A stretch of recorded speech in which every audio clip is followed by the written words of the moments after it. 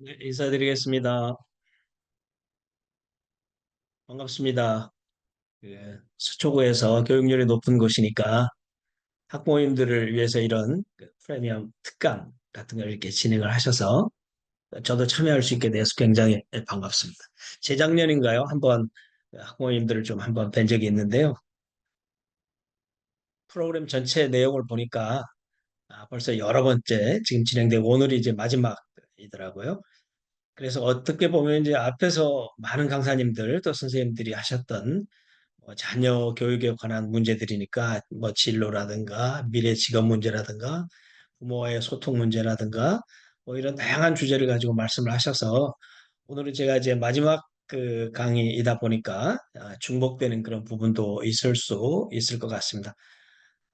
편안한 마음으로 우리 자녀를 어떻게 키우는 것이 좋을까? 뭐 이런 생각으로 한번 같이 가시면 좋을 것 같습니다. 오늘 제가 그 설정한 주제는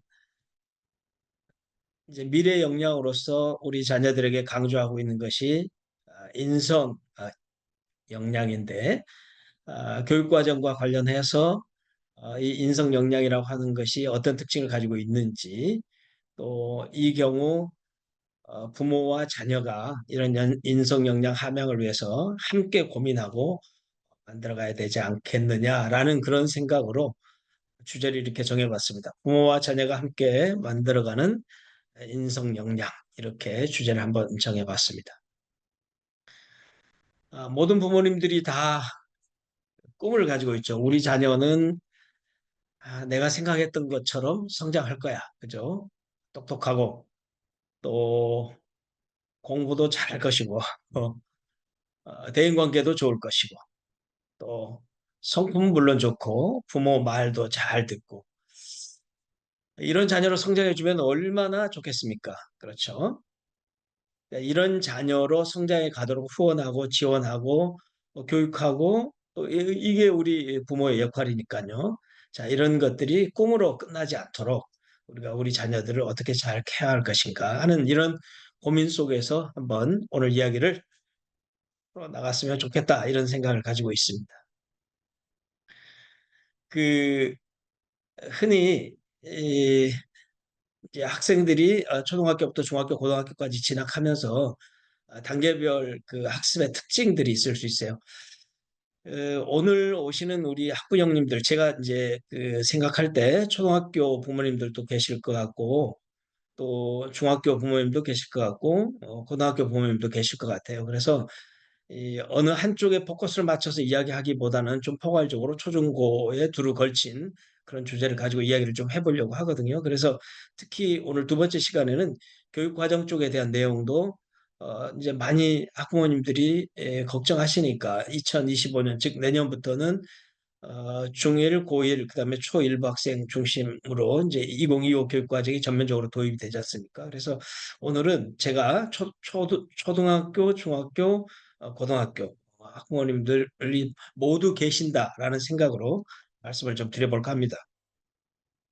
초등학교는 사실 학습 분량도 그렇게 많지 않고 또 학습을 시작하는 초기 단계이기 때문에 학습의 습관이라 할까 이런 것들이 굉장히 중요하겠죠. 그리고 이 시기에, 즉 초등학교 시기에 정서적 훈련이 절대적으로 필요한 시기인 것 같습니다. 이때 학습 습관을 잘 갖추고 정서적으로 안정적인 그런 품성이 만들어지게 되면 이제 그 이후에 중학교, 고등학교에 가서 학습하고 생활해 나가는 데 있어서 큰 뭐랄까 토대가 만들어진다라고 할 수 있겠죠. 그리고 이제 중학교에 진학하게 되면 자신의 향후 자기 삶의 과정 속에서 어떤 진로 쪽으로 진출을 할 것인가라는 보다 더 큰 그림이 이제 필요한 시기인 것 같고 이 시기에 자기 삶의 목표에 대한 설정이 좀 필요한 그런 시기인 것 같습니다. 그리고 이제 고등학교에 가면 거의 어, 초죽음 상태로 이제 학생들이 학습을 하게 될 거고 자기와의 치열한 싸움을 하게 될 텐데 이제 고등학교 진학하게 되면 이제 중학교에서 설정한 목표들을 바탕으로 진로에 적합한 그런 과목들을 설정해서 학습도 하게 되고 또 학교 내신에 충실하기 위해서 학습을 열심히 하는 그런 그래서 초, 중, 고 성장을 해 나가는 과정 속에서 학령 단계별 학습의 태도라 할까, 또 주요점이 뭐 이런 것이다라는 말씀을 좀 드릴 수가 있을 것 같아요. 그래서 우리 모든 부모님들이 로망하듯이 공부를 잘하는 학생들은 이제 어떤 특징을 갖고 있느냐? 초등학교 저학년은 학습 습관이 중요하다 했지 않습니까? 또 정서적 안정이 중요하다 했으니까 초등학교 저학년 시기에는 부모님이 결국 잘 챙겨주는 학생들이 이제 공부를 잘하게 되죠. 당연히 뭐 정서적 안정감도 가질 수 있겠죠. 초등학교 고학년으로 가게 되면 머리가 좋은 학생들이 공부를 잘해. 이건 당연한 이야기인 것 같습니다. 중학교나 고등학교에 가게 되면 이제는 머리 좋은 학생보다는요, 노력하는 학생, 흔히 많은 말씀하시는 엉덩이가 무거운 학생, 이런 학생들이 공부를 잘합니다. 저는 이제 평생 학교에서 근무하다 퇴직을 했는데 한 35년쯤 됐을까요? 저는 주로 인문계 고등학교, 남학생 남고에서 오랫동안 재직을 했고 퇴직 무렵에는 이제 남녀공학 학교에서 근무를 했는데 35년 동안 제가 임상적 측면에서 많은 제자들을 보고 느낀 생각은 고등학교에 진학하게 되면 머리 좋은 학생보다는 포기하지 않고 끝까지 노력하는 끈기 있는 학생이 공부를 잘하는 것 같다. 이런 결론은 명확한 것 같아요. 그러면 이제 그런 학습 태도라 할까 또는 품성이라 할까 이런 것들을 이제 우리 부모님들이 어떻게 지원하고 훈련하고 같이 걸어갈 것이냐 이런 고민을 좀 해보셔야 할 것 같아요. 그래서 공부 잘하는 학생들의 특징을 정리를 해보면 결국 상위 1%에 가는 공부 잘하는 학생의 특징을 이렇게 요약해 볼 수 있을 것 같아요. 부모가 잘 챙겨주고 머리가 좋고 노력하는 아이 결국 상위 1%로 간다는데 우리 모든 학생들이 다 이런 자녀로 갈 수 있으면 얼마나 좋겠어요. 그렇지만 자녀는 또 우리가 예측하지 못한 그런 상황 속에 또 빠지기도 하고 부모님과의 관계 속에서 갈등을 또 겪기도 하고 또 자신의 진로 선택 과정에서 또 시행착오를 겪기도 하고 갈등을 겪기도 하고 그럴 것 같습니다. 이제 제가 이제 오늘 사실은 말씀드리고 싶은 것은 상위 1%에 도달하기 위해서 우리 부모님들이 나름대로 다 노력들을 하고 계시지만 결국 그거는 자녀하고의 관계성 속에서 이루어지는 그런 일들이기 때문에 자녀의 정서적 상황도 잘 살펴보시고 또 자녀의 어떤 적성이나 흥미도 잘 살펴보시고 무엇보다도 끊임없는 대화를 통해서 자녀를 내가 어떻게 부모로서 잘 이끌어갈 것이냐 이런 고민들이 좀 같이 형성이 되면 좋겠다라는 이야기입니다. 오랫동안 학교에서 공부를 잘하는 학생, 전교 1등 하는 학생들이 가지고 있는 특징을 정리를 해서 추적해서 정리를 해보니까 결국 앞에서 제가 말씀드렸던 그런 특징들이 전문가적인 그런 특징들이 현실 속에서도 이렇게 나타나고 있어요. 공부 잘하는 학생의 특징을 정리를 해보니까 가장 중요한 것이 부모와의 친밀도가 높은 학생입니다. 총 한 20여 명의 학생 중에 부모가 자녀에게 또는 자녀가 부모에게 상호 관련성 속에서 친밀도가 높은 학생들이 공부를 잘한다. 이건 정서적인 안정을 가져오는 거기 때문에 그런 것 같습니다. 두 번째는 사교육의 도움을 전혀 받지 않는다라고 하는 것은 뭐 있을 수 없는 일인 것 같은데 보통의 경우 평일에도 사교육 도움 없이 스스로 공부하는 시간 결국 우리가 학습이라고 했을 때는 배우고 그것을 자신의 것으로 익히는 것이 학습이니까 학교에서든 학원에서든 배웠던 것들을 스스로 자기 것으로 내재화하고 체화시키기 위해서 스스로 공부하는 시간을 가져야 되는데 공부 잘하는 학생들의 가장 큰 특징은 사교육의 도움 없이도 스스로 공부하는 시간을 4시간 가까이 확보하는 학생. 그러니까 평일에는 한 3시간, 4시간 정도, 주말에는 뭐 6시간, 이런 정도. 그러니까 스스로 공부하는 시간을 많이 확보하는 학생들이 결국 공부를 잘하더라. 그다음에 세 번째는 학교나 학원이나 뭐 도서실이나 뭐 이런 데서도 주로 공부하지만 집에서 주로 공부를 많이 했다. 요즘은 이제 부모님들이 불안하시니까 우리 자녀가 집에 있으면 공부를 안 할 것 같고 왠지 그래서 주로 사교육에 의존하게 되고 이러실 텐데 공부를 잘하는 학생들의 특징을 요약하면 집에서 주로 공부를 하고 학교 도서실을 활용하고 또는 요즘 뭐 스타트 카페들도 있고 또 물론 이제 학원에서 스타트실이 잘 준비가 돼 있으니까요. 아무튼 스스로 공부하고 주로 집에서 자기가 시간 관리를 잘 하는 학생들이 공부를 잘하더라. 뭐 이런 결론이에요. 그다음에 네 번째 보니까 누구로부터 가장 큰 영향을 받느냐. 공부 관련해 가지고는 의외로 학생들이 부모로부터 영향을 가장 많이 받은 것 같아요. 그러니까 공부를 잘하는 학생들의 특징 중에 하나는 부모로부터 공부 관련한 영향을 가장 많이 받는다. 의외지요. 학원 강사나 친구나 특히 교사로부터 큰 영향을 받을 것 같은데 그렇지가 않다라고 하는 이야기고요. 그다음에 또 하나가 특징적인 모습이 공부 관련해 가지고는 그 누구로부터 영향을 받지 않고 혼자서 터득했다라는 학생이 절반이에요. 그래서 결국은 공부를 잘하는 학생의 특징은 부모하고의 관련성이 가장 중요한 요소가 되는 것 같고요. 그다음에 사교육에 대한 부분들은 지금은 뭐 어젠가요? 우리 수능 결과 발표가 났지만 공부 어떻게 했냐라고 해보면 대부분 뭐 최상위권 학생들은 사교육 의존하지 않고 혼자서 공부했다 이런 학생도 많이 있지만 현실적으로 지금 현재는 그것이 많이 어려운 상황인데 여기 보면 전교에서 1등한 학생들을 한 20여 명 학생들을 추적을 해보니까 학원을 다니는 학생들이 거의 대부분이에요. 학원 안 다니는 학생들이 소수고요. 그렇지만 학원을 다니는 수가 그렇게 엄청나게 많지는 않다. 일주일 통해서 8시간이니까 하루 1시간 정도. 뭐 학원을 의존하지 않을 수는 없지만 절대적인 의존을 하지는 않더라라고 하는 것이 특징입니다.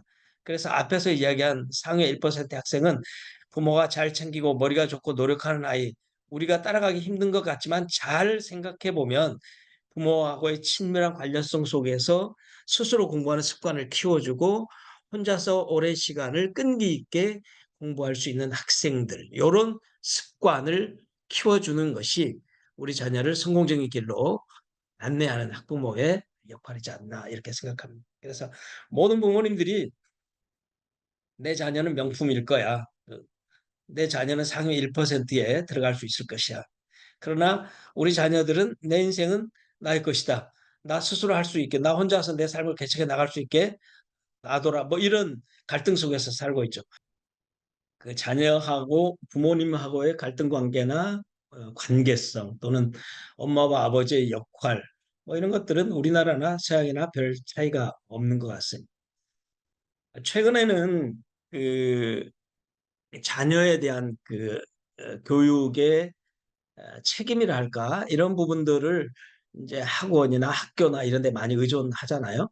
근데 제가 학교에서 오랜 기간 동안에 학생들을 지도하고 체험적으로 느낀 결론은 정이 가장 중요하다. 그리고 부모님하고의 관계가 가장 중요하다.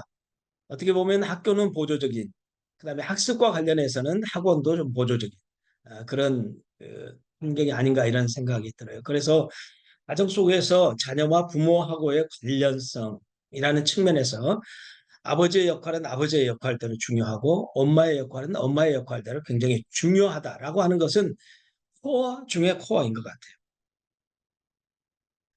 엄마가 어떤 감정을 가지고 있느냐, 아버지가 또 어떤 감정을 가지고 있느냐라는 것은 굉장히 중요한데 제가 이 그림을 보면서 느낀 게 있어요. 이거는 그 유명한 렘브란트의 그 자녀의 귀환이라고 하는 그런 그림인데요. 그림 전체의 모습은 이렇게 되어 있습니다. 많이 아시고 계시겠지만 성경에 보면 이제 돌아온 탕자라고 하는 그런 예화가 있어요. 부모로부터 받아야 될 상속분이 있는데 큰아들과 작은아들 상속분이 있으니까 큰아들이 아버지 나에게 준 약속되어 있는 유산을 미리 주세요. 그래서 그 유산을 가지고 밖에 나가서 이제 탕진하고 몰락해서 결국 돼지우리에 있는 그 오물들까지 먹어야 되는 그런 상황이 돼서 견디지 못하고 그 아들이 집으로 돌아오는 그런 예화가 있거든요. 집으로 돌아온 아들을 아버지가 맞이하고 있는 그런 모습을 그린 렘브란트의 그림이에요. 이때 부모의 심정이 무슨 전적인 수용이죠. 재산 탕진하고 돌아왔지만 돌아온 자식을 끌어안는 부모의 마음은 뭐 혼내는 것보다는 너 왜 그렇게 살다 다시 왔어? 재산을 왜 다 탕진했어? 이렇게 이야기하기보다는 끌어안고 용서하고 화해하는 그런 모습을 그린 건데 이 손 모습을 가까이 가서 보니까 제가 깜짝 놀랐어요. 이 손은 이게 남자의 손과 여자의 손이 같이 있어요. 끌어안고 자녀를 포용하는 이 어, 귀한한 탕자를 받아들이는 부모의 마음이 같이 들어있는 것 같아요. 아버지의 마음, 어머니의 마음. 이것이 주는 의미를 한번 우리가 생각해 보면 어떨까 싶습니다. 엄마는 엄마대로 섬세한 그런 게 있죠. 제가 보고 많이 웃었던 그런 메모인데요. 시험 성적표를 받아왔는지 그 자녀를 보고 엄마가 이렇게 메모해 놨어요. 성적표 봐서는 굶겨 죽이고 싶은데 김치 냉장고에 돼지갈비 있으니까 잘 챙겨 먹어 이거죠. 엄마의 그 쓰라린 마음이 잘 드러나 있지 않습니까? 아빠의 마음 어때요? 나 이 사진 보고 좀 울었습니다. 비 오는 날, 뭐 이건 연출된 사진 같지는 않고요. 우산이 하나밖에 없으니까 아빠가 자녀를 보호하기 위해서 비를 흠뻑 맞고 걸어가고 있는 아빠의 등이 느껴지는 그런 사진이지 않습니까? 아버지의 헌신. 저는 이런 엄마의 뭐 이렇게 좀 잔소리가 끼어 들어갈 수밖에 없는 그런 모습이지만 이런 엄마의 섬세한 마음과 아버지의 자녀를 향한 이런 헌신들 이런 것들이 잘 어우러져 있는 가정이라면 이 가정의 자녀는 비록 방황하고 뭐 이렇게 부모의 속을 썩일 수는 있지만 결과적으로는 이런 관계성 속에서 자라나는 자녀는 성공하지 않을까 이런 생각이 들거든요. 그래서 어머니와 아버지의 콜라보가 좀 필요한 그런 시대인 것 같다. 아, 결국은 부모가 자식을 만드는 것입니다. 우리 자녀를 최상의 명품 1%로 키울 그런 꿈을 가지고 있다면 부모님들이 우리 자녀를 잘 파악하고 현재 교육 과정들도 잘 파악하고 변화하는 시대상도 부모님들이 잘 파악하고 내 자녀의 특기, 니즈를 충분하게 파악해서 명품 자녀, 그것도 인성이 좋은 명품 자녀로 만들기 위한 그런 노력들을 해나갈 필요가 있지 않냐 이런 생각을 해보게 됩니다. 그래서 오늘 이제 제가 드릴 말씀의 핵심은 인성 역량인데 그에 대한 부분들부터 좀 체크를 해 나가보도록 하겠습니다. 지금 교육과정은 2015 교육과정이라고 합니다. 그리고 내년부터 이제 2022 교육과정이 전면적으로 도입이 되는데 우리가 학교에서 말하는 인성, 가정에서 생각하는 인성, 그리고 흔히 우리가 지식적으로 생각하고 있는 인성에 대한 부분들을 좀 구별해서 생각해 볼 필요가 있습니다. 우리가 보통 인성이다라고 하면 품성이 좋은 사람, 뭐 이런 정도로 생각하고 있을 수 있는데 교육과정에서 말하는 인성은 그것보다 훨씬 더 포괄적인 인성이거든요. 인간이 가져야 될 역량으로서의 어떤 포괄성을 인성이라고 규정을 하고 있는데 그것을 좀 구별해서 한번 생각을 해볼 필요가 있을 것 같습니다. 앞에서 말씀드렸던 내용들을 다시 한번 정리하기 위해서 제가 자료를 한번 찾아봤는데요. 부모의 적절성을 넘어선 욕심과 그로 인한 자녀의 압박감이 어느 정도인가 하는 것을 보여주는 자료인 것 같아요. 그 한겨레 신문 자료에서 발췌를 한 건데요. 18세 이하, 즉 아동 청소년들이죠. 정신건강의학과에서 진료받은 인원들을 19년부터 24년까지 추적을 해봤는데 19년에는 한 18만 6천 명, 점점 늘어나죠. 작년에는 30만 7천 명. 그런데 금년에는 상반기에만 무려 24만 9천 명, 25만 가까운 학생들이 어, 정신건강의학과에서 진료를 받았다라고 하는 건데요. 그 가운데 제가 보고 깜짝 놀란 게 있어요. 올 상반기 기준에 서울 지역의 아동 청소년 진료 정신과병원 600개 병원에서 환자 수 한 6만 6천 명 정도가 진료를 받았는데 그 중에 강남 3구, 강남 서초 송파, 강남 3구 병원이 215개, 서울 전체 병원 36%거든요. 환자 수가 3만 6천 명 가운데 2만 3천 명 정도. 거의 상당수의 강남 3구 소재 학생들이 이런 정신건강의학 측면에서 압박감을 받고 있다라고 하는 결론이잖아요. 그다음에 또 하나 재미있는 결론이 있어요. 금년에 여러분들 지금 자녀들이 다 다니고 있는 학교에 가면 이제 정보 알림이 시스템이 있어서 학교의 모든 상황들이 다 이제 정보가 노출이 돼 있지 않습니까? 그래서 2024 대학 진학률, 종로학원에서 제공한 진학률을 보니까 강남 3구에 있는 그 학교 중에 단대부고는 40%, 청담고는 43%, 절반의 학생이 대학 진학을 안 하는 거예요. 재학생 기준이에요. 우리가 오늘 부모님들 그 계시는 서초구도 서울고가 50%안 되죠. 서문여고도 50%가 안 됩니다. 그러니까 서울 지역의 자사고, 서울 지역의 자사고는 17, 17개 학교가 있는데 대학 진학률이 평균 53%예요. 그러니까 서울 평균보다 8.2% 정도가 낮아요.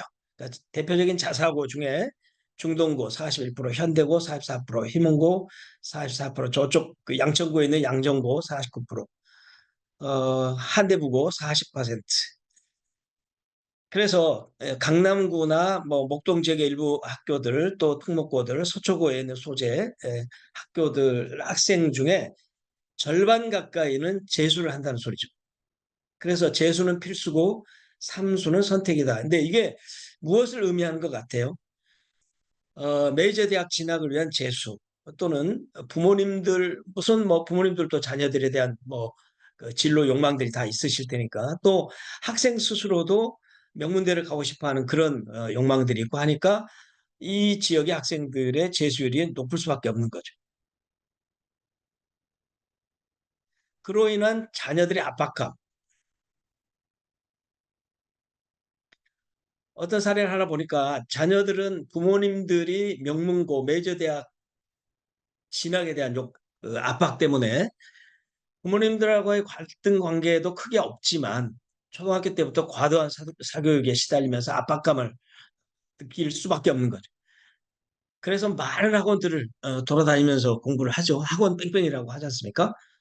그런데도 고등학교 들어가고 나면 성적은 계속 떨어지고 또 부모님들은 나에 대한 기대가 있기 때문에 내가 원하는 대로 끝없이 나에게 지원해주는 그런 부모님에 대한 죄책감 이런 것들 때문에 언제부터인가 자해를 하기 시작하고 결국 그것이 우울증으로 가게 되는 그런 상황인 것 같아요.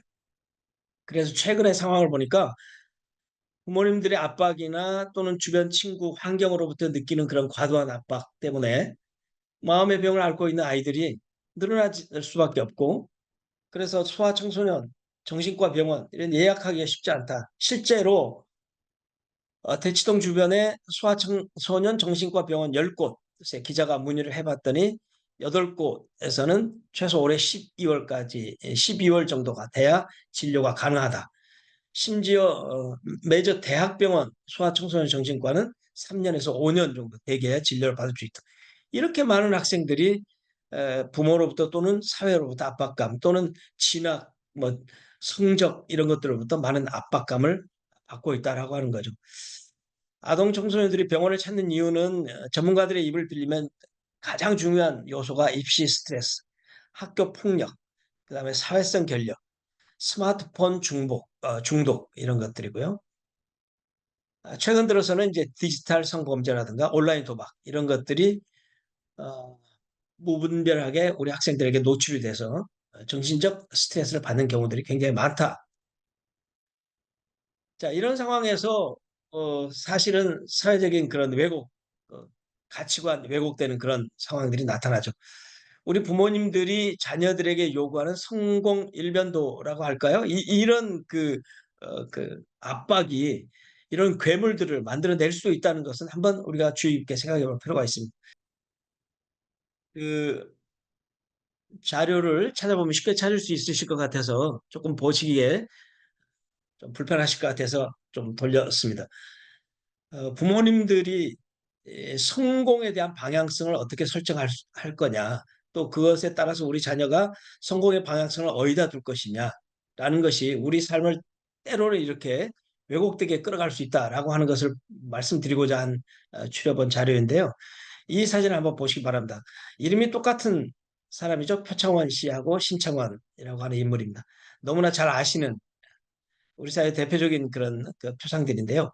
제가 자료를 찾아보니까 놀랍게도 두 사람은 가정 환경이 비슷해요. 비슷한 가정 환경 속에서 자란 그러니까 경제적 환경을 말하는 겁니다. 그런 비슷한 경제적 환경 속에서 자란 두 사람이 한 사람은 경찰관이 됐고 한 사람은 우리 사회를 엄청난 파무 속에 끌고 간 폭력적 범죄자가 됐단 말이죠.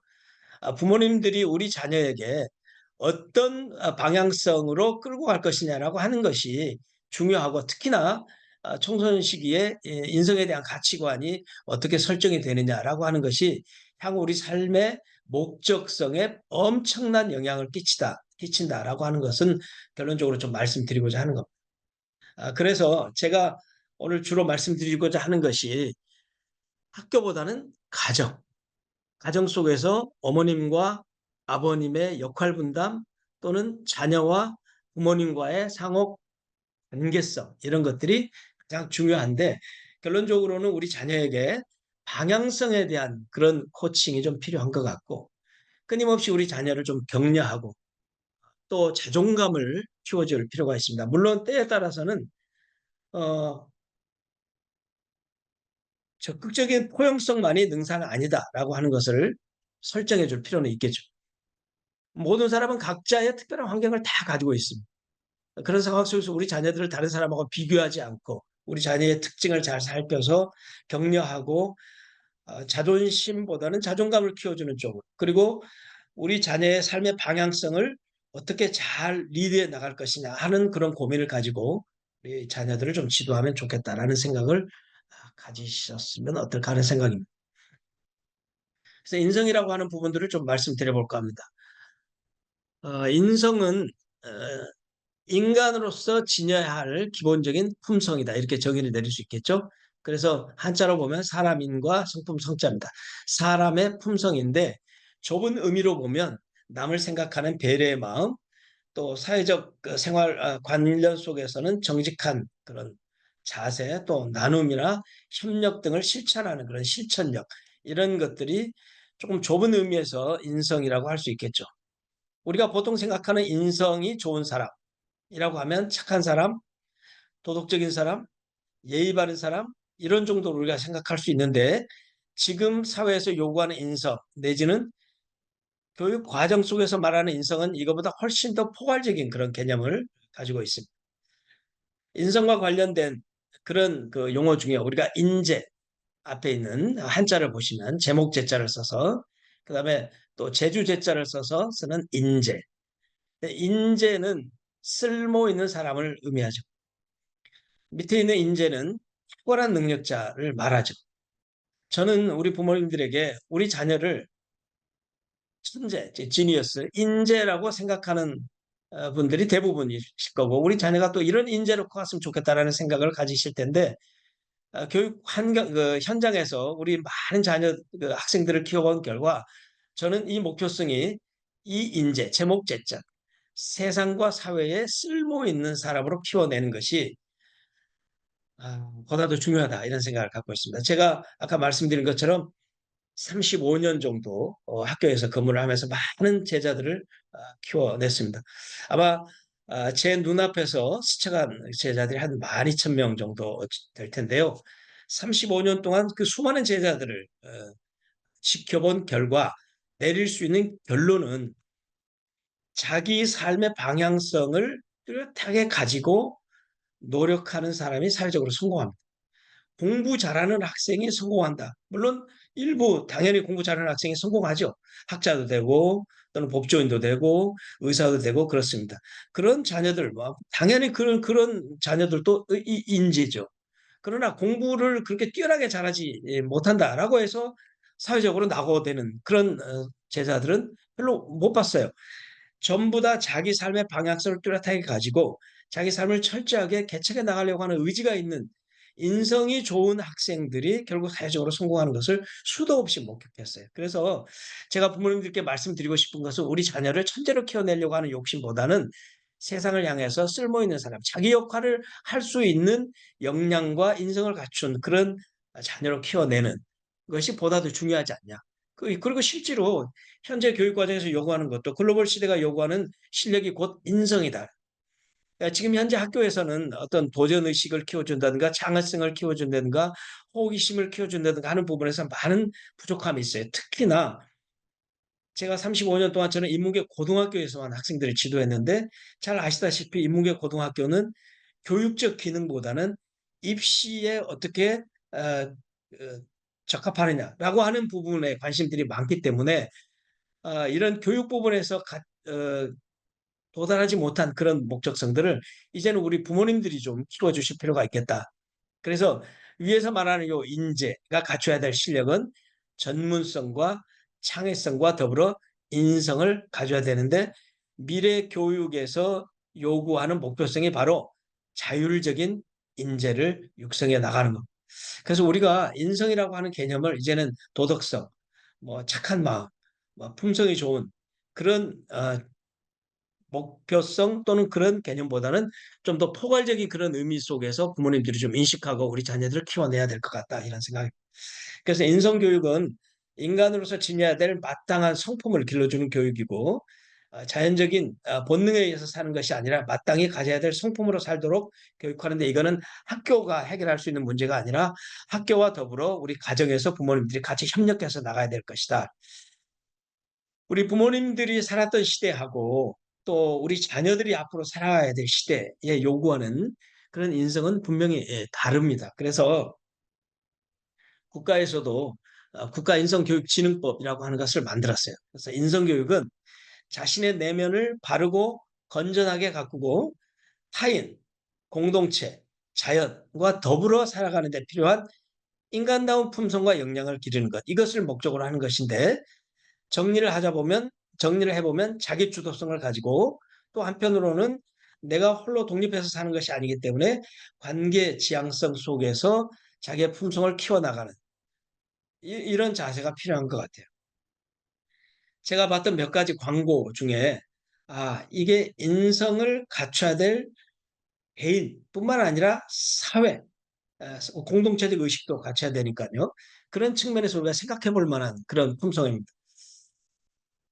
지하에서 지상으로 올라가는 계단에 붙어 있는 그런 설치물인데 이걸 확대해서 가까이 보시면 여기에 이런 문구가 있어요. For some, it's Mount Everest. 굳이 직역을 하자면 그 누군가에게 이 계단은 에베레스트 산만큼 높은 것이다. 뭐 이런 의미 아니겠어요? 요 밑에 장애인 표시가 되어 있죠. 장애인들에게는 이 계단은 에베레스트 산을 등산하는 것만큼 어려운 거죠. 우리 사회가 배려해야 되는, 같이 고민해야 될 부분들을 이 광고로 잘 표현하고 있습니다. 그래서 인성은 더불어 살아가는 그런 자세를 키워주는 그런 배려하는 감성과 동질적인 것이다. 이 사진이 보여주는 것도 남다른 감정이 있습니다.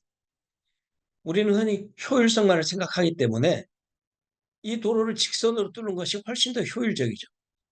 그런데 한 그루의 나무를 살려둠으로써 동물들과 더불어 살아가는 그런 환경을 조성하기 위해서 비효율적인 것처럼 느껴지지만 길을 이렇게 굽이치게 만든.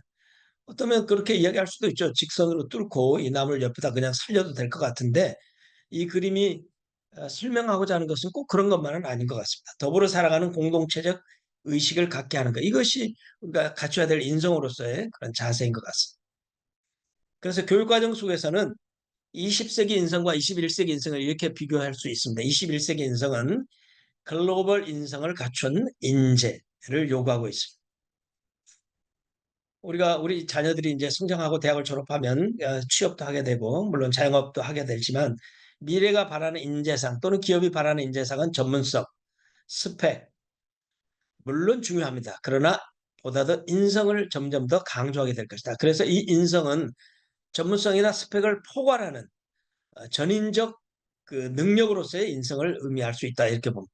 그래서 인성 면접 체크리스트를 보면 그 사람이 어떤 품성을 갖고 있느냐, 어떤 성격을 갖고 있느냐, 어떤 가치관을 가지고 있느냐, 그리고 어떤 신념을 가지고 있느냐, 특히 어떤 창의성을 가지고 있느냐 이런 것들을 체크하게 되는데 이런 것들을 키워주는 과정이 인성교육이다 이렇게 생각을 해보시면 좋을 것 같습니다. 창의성과 관련해서 이 공익 광고 하나 좀 제가 준비를 해봤습니다. 섬뜩하죠. 총구를 겨누고 있는 군인의 모습인데 이 사진을 이렇게 표시해서 공익 광고를 했더라고요. 상대를 겨누는 총구가 결국은 자기 자신을 겨누는 총구가 돼서 돌아올 수도 있다. 그렇죠? 그래서 남을 생각하는 따뜻한 감성, 이런 인성을 잘 갖춘, 이런 창의성을 갖춘 인재로 키워나가는 것이 우리 교육의 목표인 것 같습니다. 우리가 소비하는, 부담 없이 소비하는 그 물이 그 누군가에는 생명에 직결되는 물이다. 또 우리가 내뿜는 그런 환경오염이 그 누군가는 어, 죽음으로 몰고 가는 그런 살인 무기가 될 수 있다. 이런 생각과 이런 창의성을 갖추는 그런 인재를 키워나가는 것이 인성교육이다라고 하는 것을 말씀드리고자 준비를 좀 해봤습니다. 그래서 인성은 창의성과 떼어서 생각할 수 있는 부분이 아니고 루소가 이렇게 이야기했습니다. 교육의 목적은 기계를 만드는 것이 아니라 인간을 만드는 데 있다. 그 인간이라는 개념 속에는 따뜻한 마음, 더불어 살아가려고 하는 마음, 창의성, 뭐 이런 것들이 다 포괄적으로 포함되어 있는 것이다. 또 하나의 다른 자료들을 가지고 제가 정리를 해보니까 인공지능을 누르는 감성 천재들의 특징은 다른 사람의 감정을 읽으려고 노력하는 사람, 느긋하게 행동하는 사람, 호기심을 갖고 있는 사람, 그다음에 균형을 잘 잡는 사람, 일과 개인의 삶의 균형을 잘 이루는 사람, 그리고 매일매일 자기를 인식하는, 자기를 객관화시키는 그런 자세를 갖고 있는 사람들이 사회적으로 성공할 수 있는 그런 인재로 가더라라고 하는 것을 뒤에서도 다시 한번 말씀드려보겠습니다. 조사한 자료가 있습니다. 영국의 7학년, 우리 식으로 따지면 이제 중학교 1학년들이죠. 한 600여 명 학생들을 대상으로 조사를 해봤는데 IQ 검사와 EQ는 이제 지능 지수라고 하지 않습니까? 검사에서 2년 후에 성적을 비교해 보니까 비슷한 수준의 IQ를 갖고 있는 학생들 가운데서도 EQ가 더 높은 학생이 성적 향상 효과가 훨씬 높더라. 그러니까 우리는 머리는 되게 타고나지 않습니까? IQ는 대체로 타고나는 성향이 있고 EQ는 우리가 얼마든지 감성적으로 성장시켜 줄 수 있는 그런 가능성이 있는 거기 때문에 EQ가 낮은 학생이 성적을 올리는데 상대적으로 많은 어려움이 있다. 그리고 특히 남학생보다는 여학생이 또 EQ가 높을수록 성적 향상에 더 큰 효과가 있더라. 그리고 정서 조절을 잘하는 학생이 성적 향상에 유리하더라. 그러니까 내 자녀 보고 너 공부 잘해. 아까 우리 앞에서 그 봤던 그 영상 자료처럼 공부 뭐 이런 잔소리보다는 어떻게 우리 자녀가 잘 성장할 수 있는 환경을 만들어 줄 것이냐라고 하는데 오히려 더 초점을 맞추게 되면 우리 부모님들께서 요구하시는 그런 명품 자녀로 갈 수 있지 않을까 이런 결론을 좀 말씀드려보고자 한 겁니다.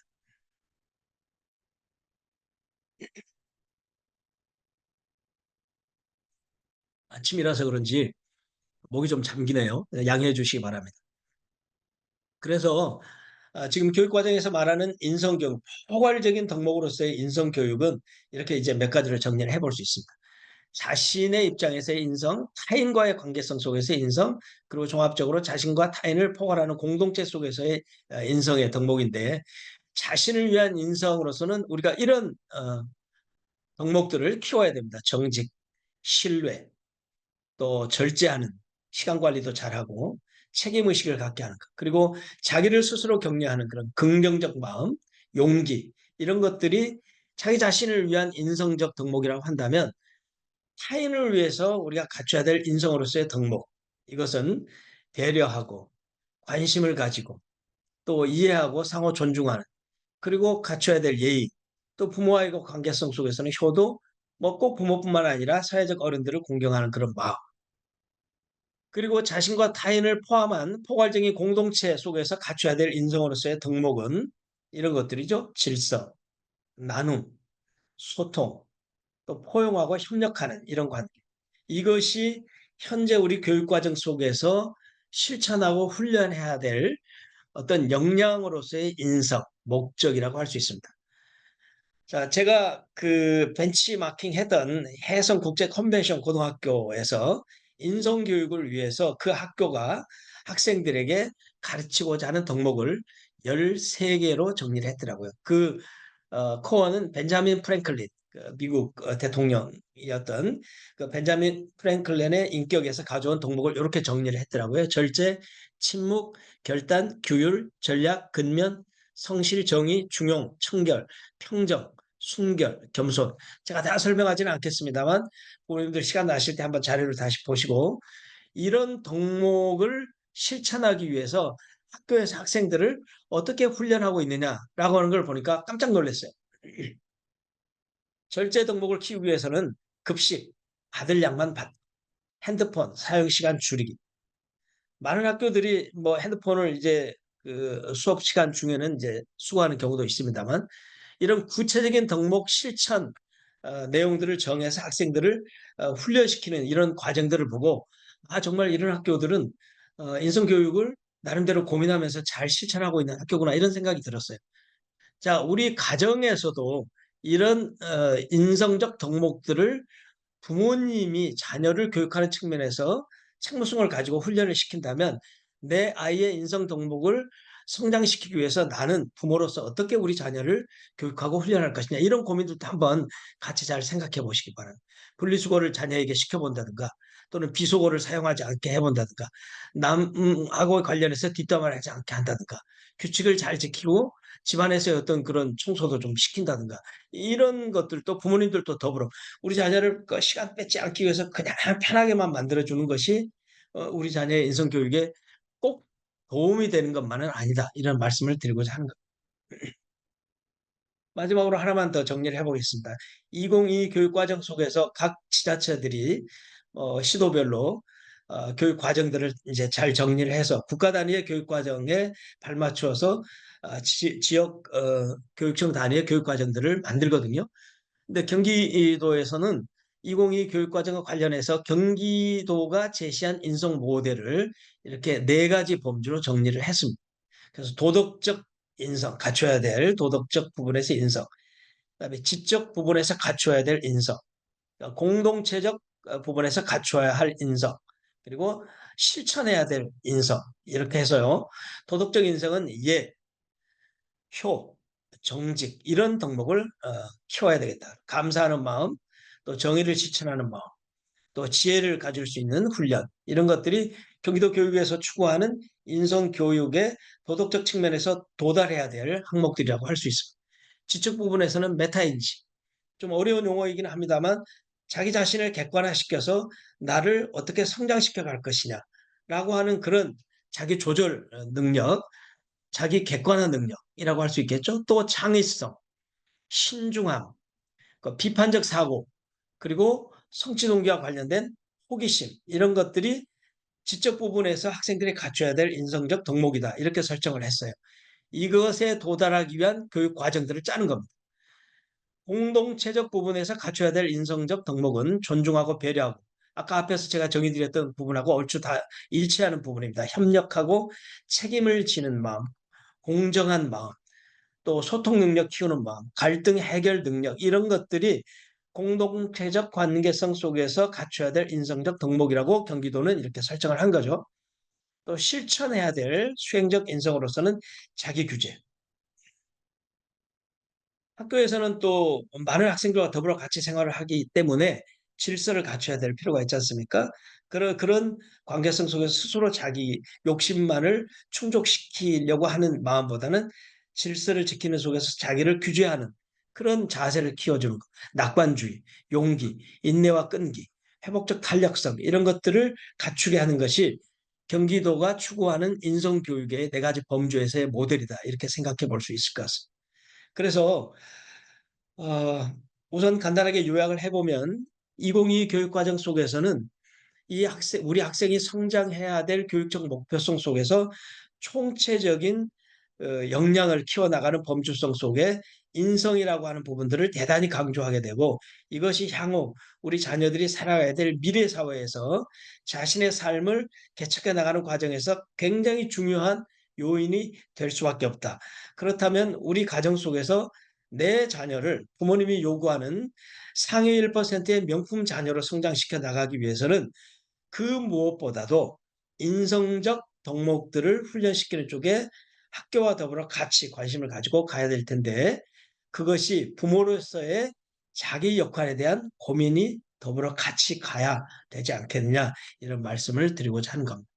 4차 산업혁명 시대, 즉 인공지능 시대에 우리 자녀들은 이제 어떻게 살아갈 것인지 또 그런 시대에 대비하기 위해서 또 우리는 어떻게 우리 자녀들을 교육시켜야 할 것인지 며칠 전에 교육부가 AI 디지털 교과서 시행에 대한 발표를 했지 않습니까? 학교 교육 환경도 무슨 이제 시행착오를 겪어서 많은 잡음 속에서도 이렇게 진행은 될 겁니다. 교육 환경도 많이 달라져요. 그리고 내년부터 도입하게 될 2022 교육과정은 부모님들이 이렇게 면밀하게 살펴보시면 깜짝 놀랄 만한 그런 교육과정들이 들어있어요. 특히나 고등학교 같은 경우 학점제를 시행하게 되지 않습니까? 이러면 향후 미래 사회의 변화를 이끌어갈 우리 자녀들이 공부하게 되는 이 훈련의 기간 동안에 우리 자녀가 미래 사회를 위해서 어떻게 준비해야 할 것이냐라고 하는 부분을 부모님들께서 같이 보조하면서 발걸음을 맞춰가지 않으면 낭패를 당할 수가 있다. 그리고 우리 부모님들이 자라던 시대 또 60대인 제가 또 자랐던 교육 환경과는 엄청난 차이가 있고 또 변화의 그 갭이 훨씬 축소되는 그런 시기에 우리가 살고 있기 때문에 교육과정 속에서의 학생들에게 요구되어지는 총량적 역량으로서의 인성이라고 하는 부분들을 우리 부모님들이 어떻게 인식하고 어떻게 같이 훈련할 것이냐 이런 고민들이 있지 않으면 좀 어려움에 처하지 않을까 이런 생각이 드는데요. 제가 오늘 부모님들 만나면서 교육과정 속에서 인성교육이라고 하는 측면을 이야기하려고 준비한 자료들이 조금 과했던 것 같아요. 너무 많아서 지금 현재 우리가 다 살펴볼 수 없으니까 이 자료들은 제가 나중에 우리 그 서초교육센터 탑재를 해드리도록 하겠습니다. 좀 그 참고하셔서 보시고요. 학교 현장도 이렇게 바뀔 것이다. 그리고 앞으로 향후 미래 직업 세계도 이렇게 바뀔 것이다. 또 사라지게 될 직업은 또 이런 것들이 있을 것이다. 라고 하는 부분들을 고민하시면서 우리 부모님들의 시대하고는 우리 자녀들의 시대는 완벽하게 달라질 수 있다라고 하는 것을 생각해 보시고 우리도 지금 그 과정 속에 있지 않습니까? 핸드폰 사용한 지 불과 한 20여 년 됐는데 지금은 그 핸드폰의 기능성이라고 하는 것을 우리가 상상할 수 없을 정도로 그 20년 만에 진보를 이루었듯이 앞으로의 교육 과정 속에서 학생들이 살아야 될 미래 사회에는 지금보다도 훨씬 더 많은 변화가 급속하게 이루어질 것이다. 그러면 부모님들의 감각으로 생각했던 우리 자녀에 대한 교육의 방식들은 조금 더 고민할 필요가 있겠다. 이런 생각을 드립니다. 그래서 향후 변화하게 될 사회 속에서 우리가 어떻게 우리 자녀들을 훈련시킬 것인가라고 하는 고민들을 몇 가지 좀 정리를 해보겠습니다. 변화의 가속도 보면 느낌이 오실 거예요. 다 기억나시죠? 2014년에 미네르바 스쿨 개교했어요. 학교 가지 않고 집에서 대학 과정을 공부하는 대학교죠. 근데 실제로 우리가 코로나19 그 팬데믹 시절에 이런 온라인 교육을 경험해 봤지 않습니까?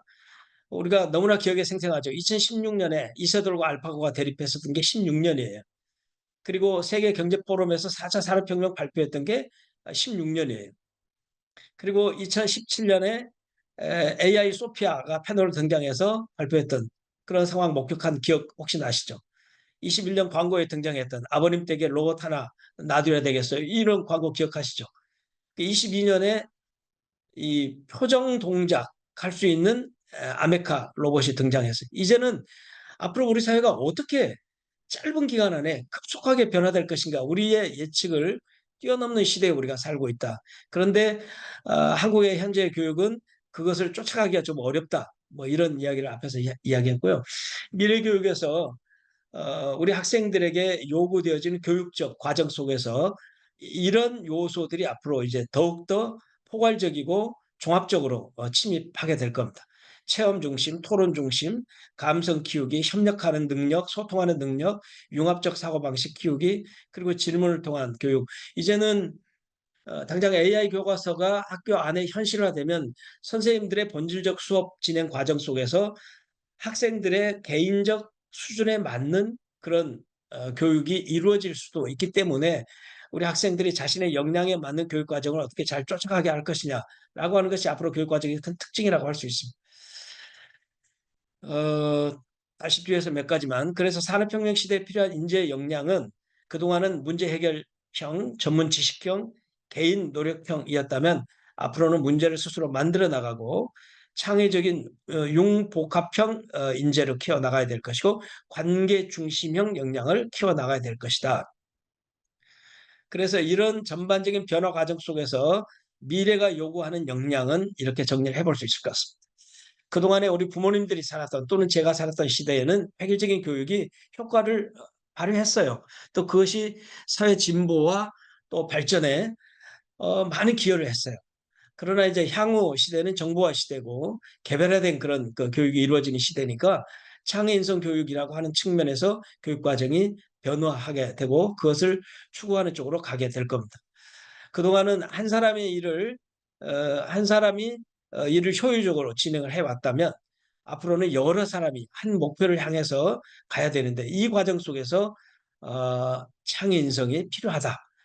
과거의 인성교육은 도덕교육에 치중했다면 미래 또는 오늘날의 인성교육은 어, 종합적 역량을 갖춘 인재로서의 미래 경쟁력을 갖추게 하는 것이 목표다.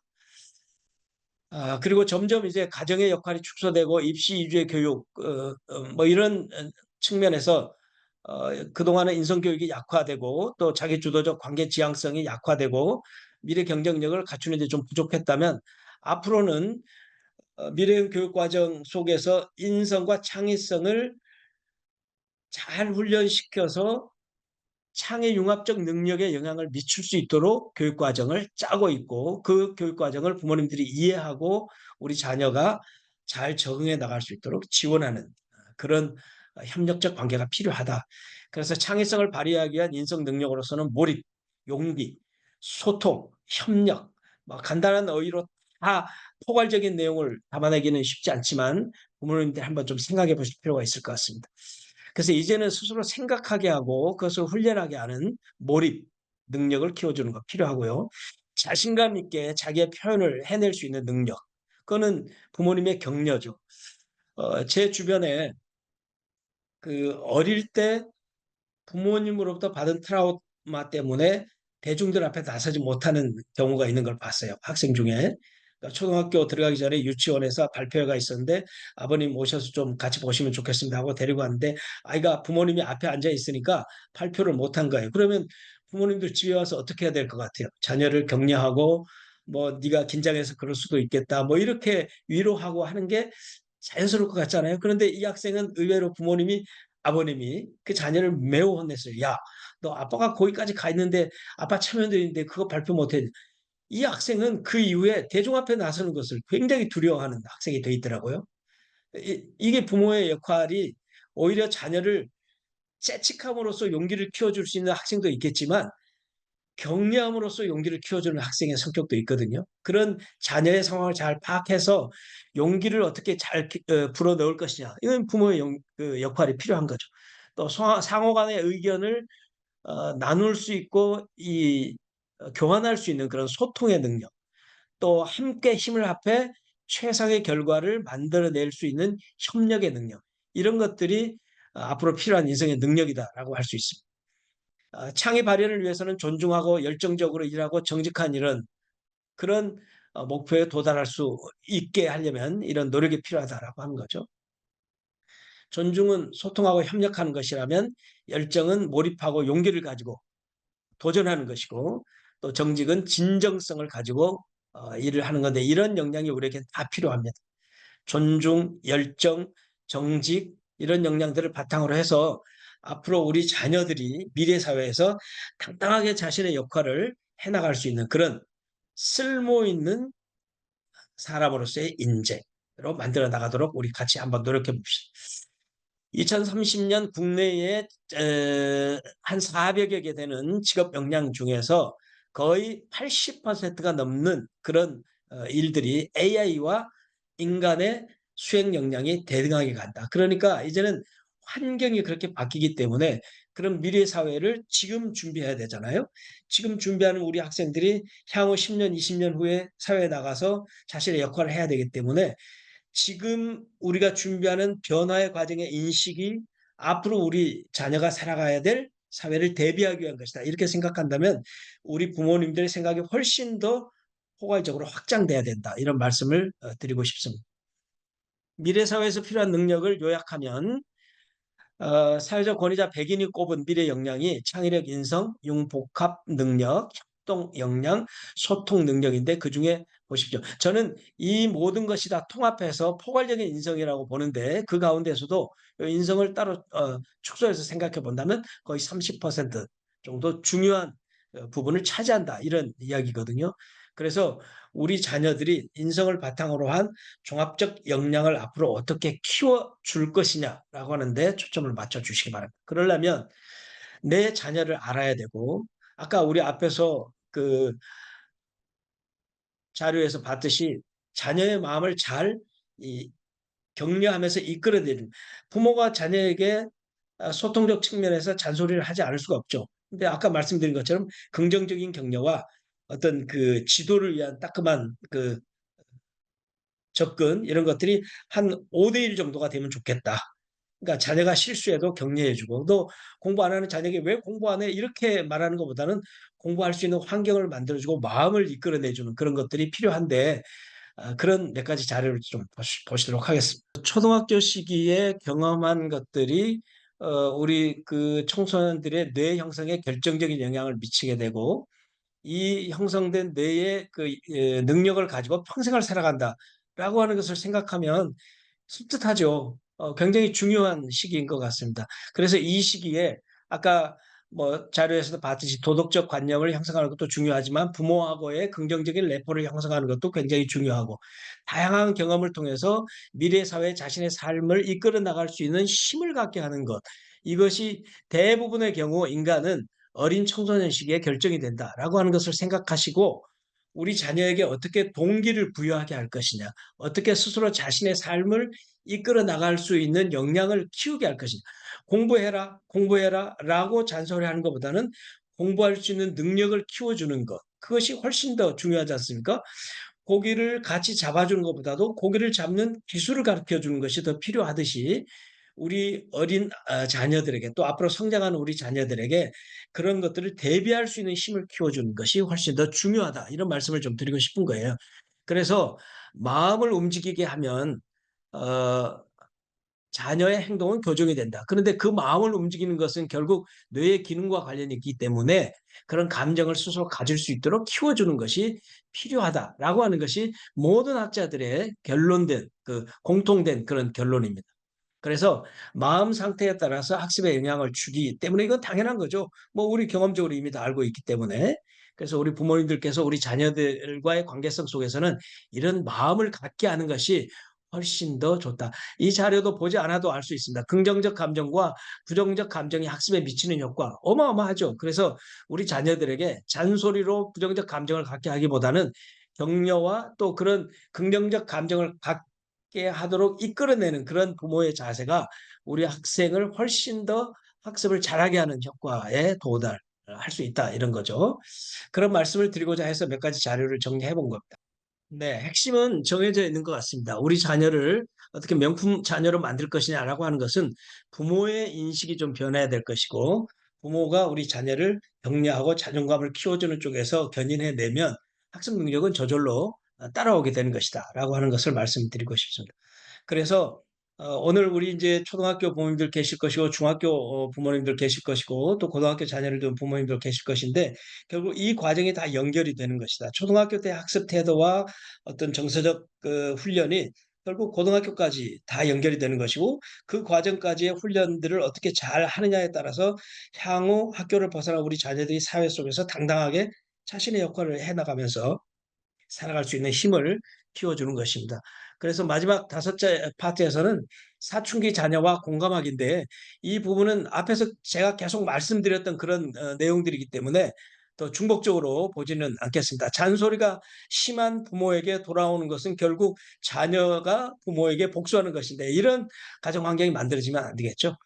부모의 입장에서는 욕심 때문에 어쩔 수 없이 그렇게 할 수밖에 없어요. 잔소리 할 수밖에 없잖아요. 그러나 자녀의 마음을 다독여 가면서 그런 잔소리도 효과가 있는 것이지 일방적인 잔소리는 큰 뭐라 그럴까 효과를 보기가 좀 어렵다. 그래서 오늘 한번 우리 부모님들 자녀에게 그동안 내가 무심코 뱉었던 말, 야 공부해라, 야 너는 그것도 할 줄 모르냐, 야 이 찌질아, 너는 생각도 없냐, 이런 말 한번 적어보시죠. 버리고 싶은 말, 우리 자녀에게 내가 무심코 썼던 말 중에 버리고 싶은 말 한번 적어서 우리 부모님들도 메타인지가 좀 필요해요. 자녀 교육과 관련해서 내가 어떻게 대응하고 있는가를 스스로 좀 객관화시켜보는 이런 자세도 좀 필요한 것 같으니까요. 그 다음에 우리 자녀에게 해주고 싶은 말 한번 적어보시죠.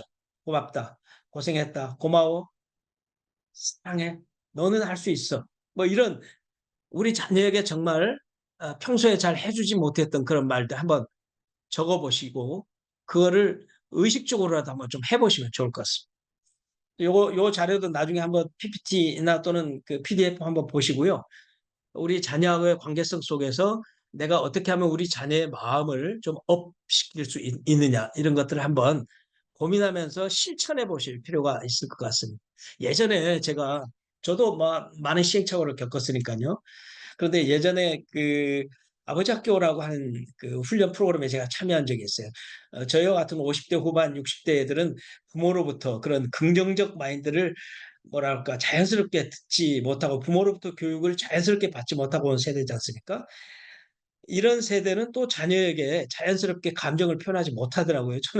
저는 안 그럴 줄 알았는데 그래서 아버지 학교 그 다니면서 자녀에게 하게 되는 그 체크리스트를 가지고 그 중에 하나가 자녀를 껴안고 허그하면서 사랑해 뭐 이런 표현을 하게 했어요. 제가 좀 부끄러웠지만 우리 자녀를 껴안고 그 일을 해봤던 우리 자녀가 굉장히 좀 이상하다고 아빠 왜 안 하던 짓을 해? 뭐 이런 표현을 했어요.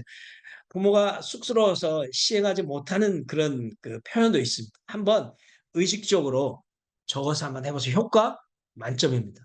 한번 해보시기 바랍니다. 그래서 자녀를 위한 격려의 말을 선택해서 메모해서 오늘 자녀에게 한번 꼭 들려봐 주시면 좋을 것 같습니다. 제가 마지막으로 이 이야기를 좀 해보고 싶었어요. 앞에서 말씀드렸던 인성 역량이라고 하는 것이 내년부터 전면적으로 도입되게 되는 2022 교육과정 또는 그 이전에 이미 우리 지금 자녀들이 겪고 있는 2015 교육과정 속에서 어떻게 훈련하도록 담고 있느냐 이 부분인데 뭐 몇 가지만 좀 정리를 해보도록 하겠습니다. 우리 부모님들에게 제가 이 2022 개정 교육과정 핵심 부분을 자료로 올려드려 볼까 합니다.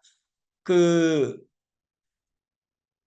교육부 사이트에 들어가시면 2022 교육과정 총론들이 있거든요. 그리고 이 핵심 내용들도 있습니다.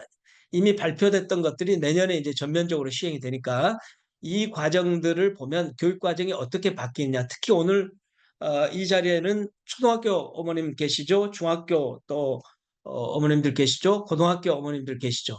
그래서 초등학교에서 2022 교육 과정에서 가장 핵심적으로 바뀌는 내용들이 무엇이냐? 또 중학교 과정에서 2022 교육 과정에서 핵심적으로 바뀌는 것이 무엇이냐.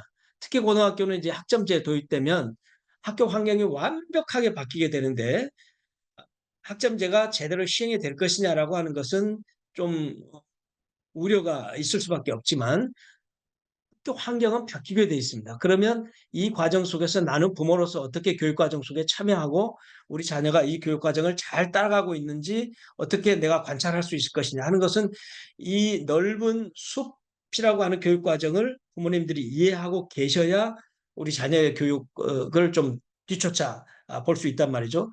이 과정에서 이 핵심 내용들을 한번 좀 쭉 살펴봐 주시고 2015 교육과정, 지금 현재 시행되고 있는 교육과정과 내년에 바뀌게 되는 모든 학년이 다 적용되는 건 아니에요. 중학교는 1학년부터, 고등학교도 1학년부터니까 이 교육과정 속에서 내가 또 내 자녀에게 오게 되는 교육과정을 어떻게 단계적으로 따라갈 것이냐 이런 고민들을 더불어 같이 하실 수밖에 없어서 이 내용들을 한번 꼼꼼하게 보시고 따라와 주시면 좋을 것 같아요. 이 자료는 제가 올려드리도록 하겠습니다. 그래서 2022 교육과정의 개편 방향을 간단하게 정리하면 이런 정도로 정리할 수 있거든요. 오늘 제가 다 말씀드릴 수는 없지만 교과목 편성부터 시작해서 교육과정 내용, 수업 시수까지가 다 바뀌게 되니까 이 부분들을 좀 고민하시고 PPT 자료를 보시고 좀 꼼꼼하게 좀 체크를 해주시면 좋겠습니다. 몇 가지만 제가 핵심적으로 정리를 해보도록 하겠습니다. 고교 학점제가 전면적으로 시행이 되게 되면 수업 시수도 좀 많이 줄게 돼요. 그리고 내가 선택하는 선택 과목 수가 획기적으로 늘어나게 되는 거거든요. 그러면 내 진로와 맞추어서 내가 내 진로에 적합한 과목을 어떻게 편성해서 학습하게 할 것이냐라고 하는 거고요. 또 하나는 성취 기준에 도달하지 못하면 과락이 되거든요. 저는 이거는 이제 현실적으로 적용되기는 좀 어려울 것이다 이렇게 생각하고 있는데 아무튼 내가 시간표를 짜서 내가 수업에 참여한다. 이게 큰 틀에서의 고교 학점제인데 이것이 제대로 가려면 부모님들께서도 좀 관심을 가지고 참여를 하셔야 될 거라고 생각하고 있습니다. 그래서 2022 개정 교육 과정에서 포괄적으로 실시되는 교육 과정은 이렇게 좀 정리를 해볼 수가 있고요. 신구 주요 변화 대조표도 제가 자료를 좀 올려드리도록 하겠습니다. 그래서 이 자료도 좀 보시고 어떻게 지금 현재 교육과정과 바뀐 부분이 무엇인가 이 부분도 좀 고민을 해주시기 바랍니다. 그래서 이렇게 교육과정이 바뀌게 되는 가장 큰 이유는 미래 사회에 대한 전망들이 바뀌기 때문이죠.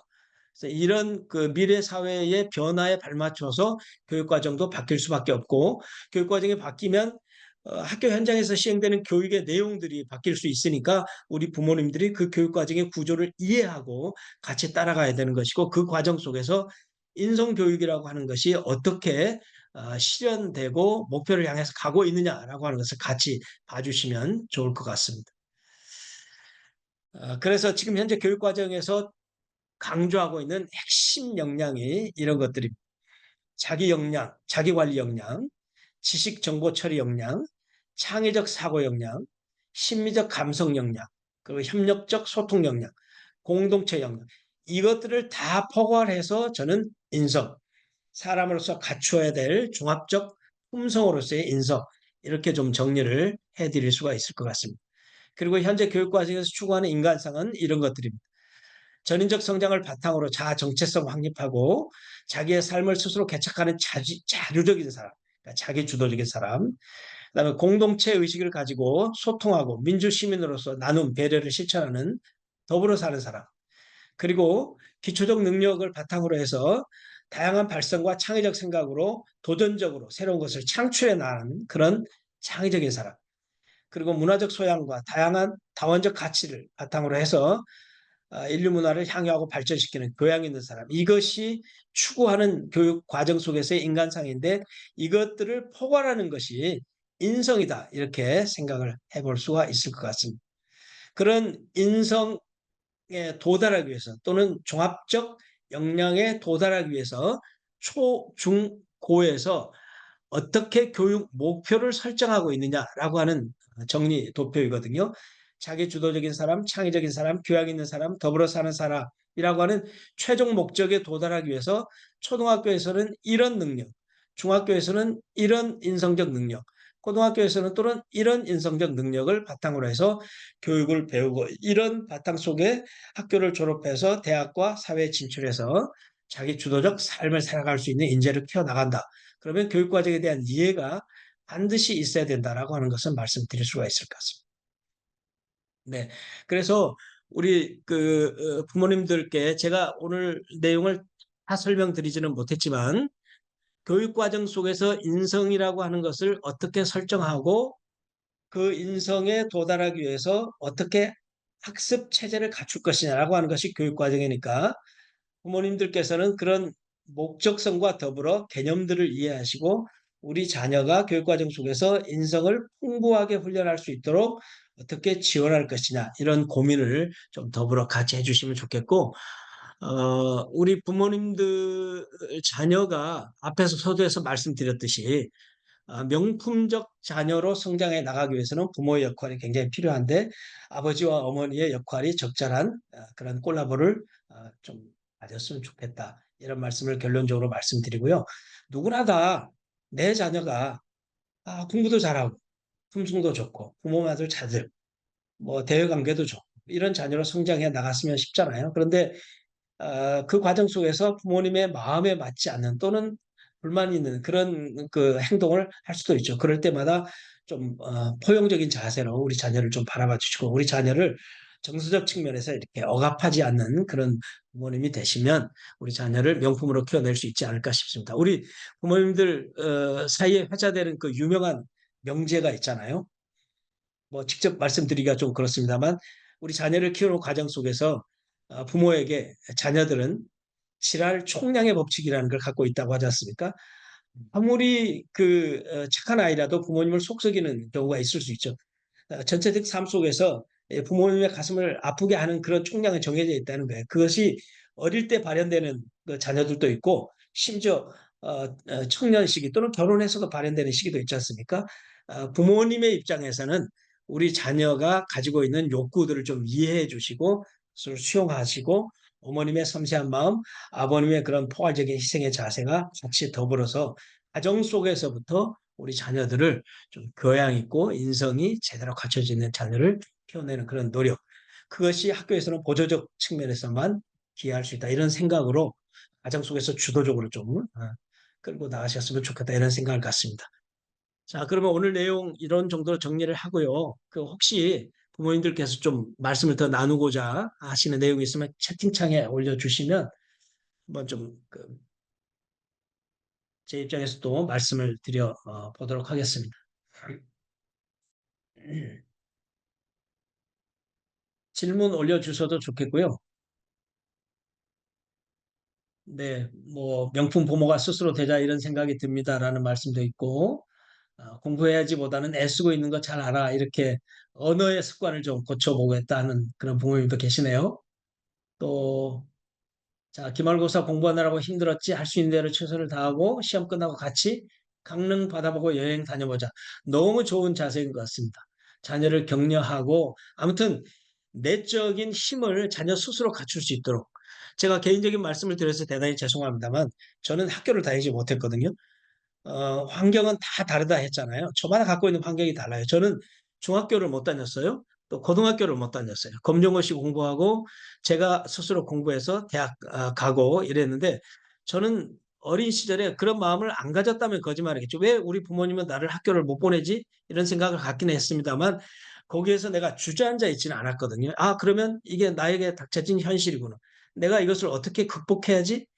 또는 나는 내 삶을 어떻게 개척해 나가야지 이런 생각을 청소년 시기에 정리를 했던 것 같아요. 그래서 저는 학교에서 아이들을 지도하는 교사가 내 삶의 과정에서 가장 가치 있는 것이다라는 그런 방향성을 설정하고 그것을 위해서 공부하고 대학을 가고 지금 이제는 뭐 학교 현장에서 은퇴했습니다만 그런데 제가 부모님으로부터 받은 힘은 환경은 내가 너를 지원해 주지는 못하지만 늘 부모님은 저를 격려하고 인정을 해 주셨어요. 너는 뭐든지 할 수 있어. 이런 말씀을 많이 해 주셨던 것 같아요. 그래서 환경이 중고등학교를 진학하지 못하는 환경이었지만 내가 그것을 어, 좌절하지 않고 힘을 내서 공부할 수 있는 힘은 결국 부모님 또는 친구들 또는 저는 개인적으로 신앙적 그런 힘 여기서 얻었거든요.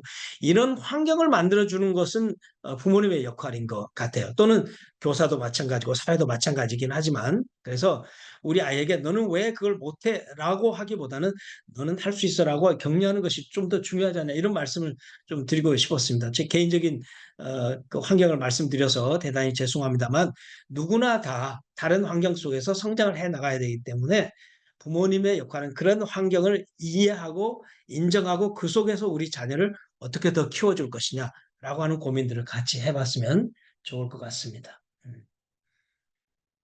네, 질문 내용 혹시 있으면 올려주시고요. 어, 야, 지각이 습관인 아이 어떻게 해야 할까요? 어, 아침마다 반복되는 잔소리, 서로 감정이 상하네. 정말 너무 힘들어요.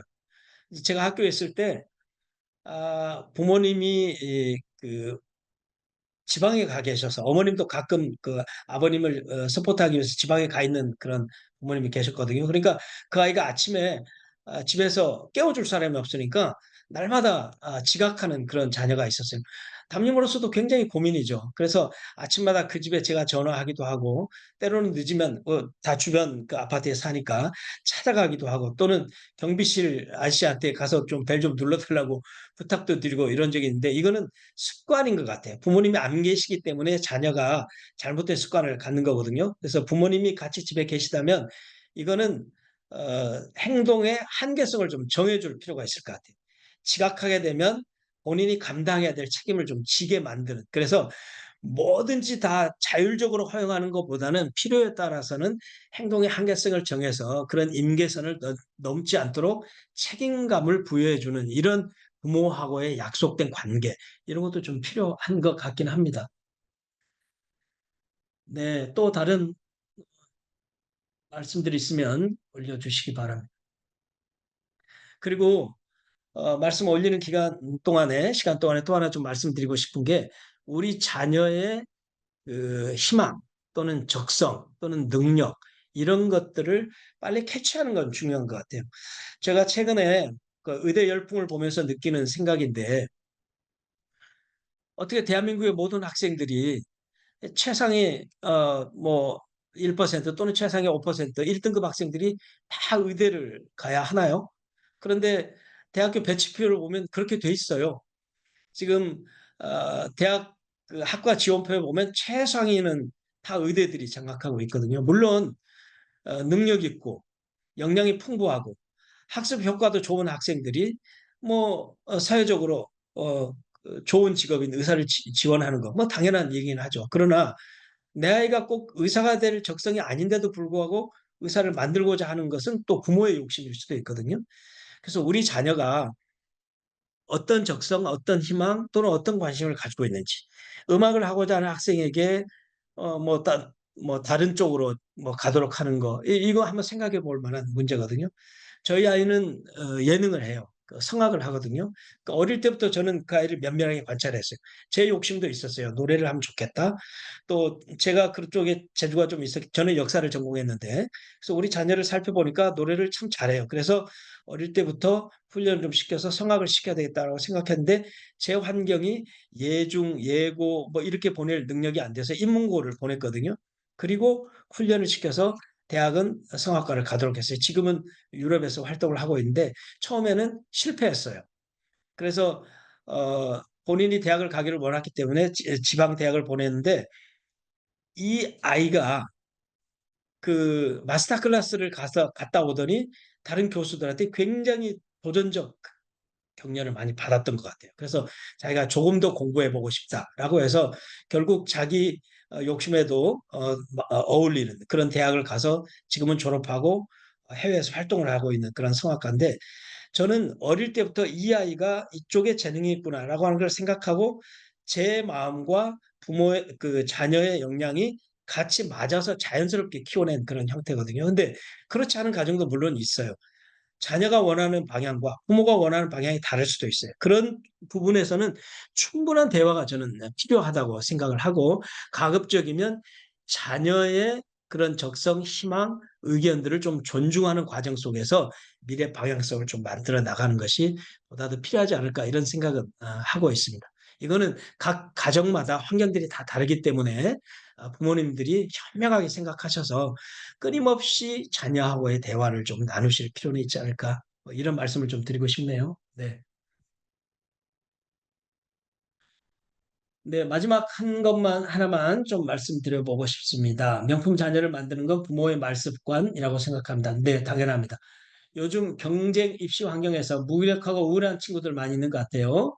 부모가 할 수 있는 격려와 지지만으로는 어려운 것 같은데 인성을 바르게 자녀를 키울 수 있는 좋은 방법. 그렇죠. 부모가 격려하고 지지하고 사랑한다는 표현만 가지고는 또 자녀의 적절한 훈련이 안 될 수도 있잖아요. 그래서 인성 바른 자녀로 키울 수 있는 좋은 방법.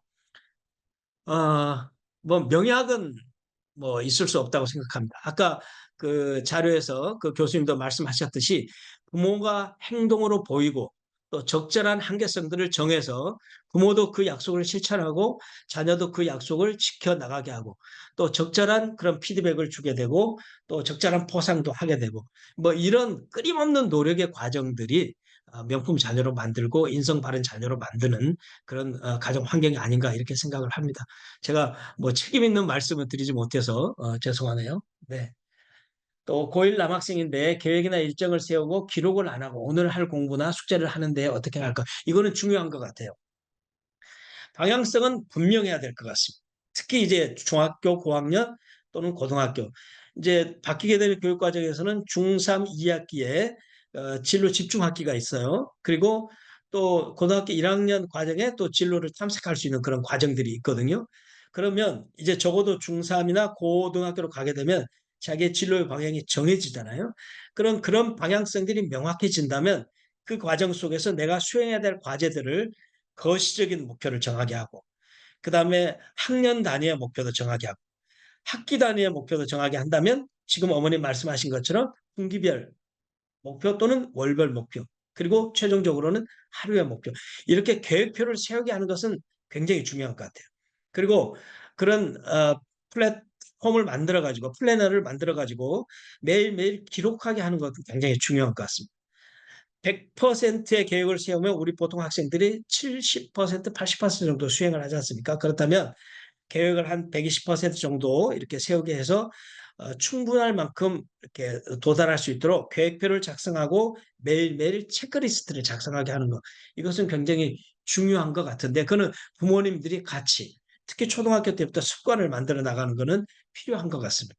그래서 지금 부모님 말씀하신 것처럼 계획이나 일정을 안 세우고 기록을 안 하는 경우는 부모님들이 옆에서 같이 좀 계획표도 세워보시고 도움을 주시는 건 물론 말 잘 안 듣죠. 그런데 한번 좀 의도를 가지고 시행을 좀 해보시면 좋을 것 같다 그런 생각이 듭니다.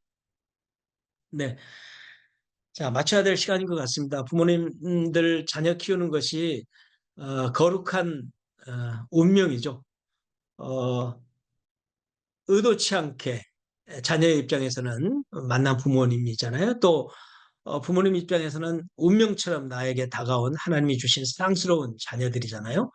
우리 자녀들은 부모님과의 관계성 속에서 성장하게 돼 있기 때문에 부모님들이 거룩한 의무감, 거룩한 운명이다는 생각을 가지고 우리 자녀에게 좀 더 세심하게 관심을 가지고 내 욕심보다는 자녀의 니드를 좀 살펴보시고 격려하고 지원하고 사랑하는 그런 과정 속에서 우리 자녀를 미래 사회가 요구하는 창의 융합형 인재로 키워내서 명품으로 만들어 보시기 바라고 그는 가정에서의 어떤 만족이기도 하지만 국가 사회가 요구하는 그런 목표이기도 하거든요. 그래서 우리 한번 부모님들의 노력과 우리 자녀의 그런 품성들이 잘 어우러져서 멋진 가정, 멋진 사회를 한번 만들어 봤으면 좋겠습니다. 네, 오늘 말씀은 여기서 마치도록 하겠습니다. 고맙습니다.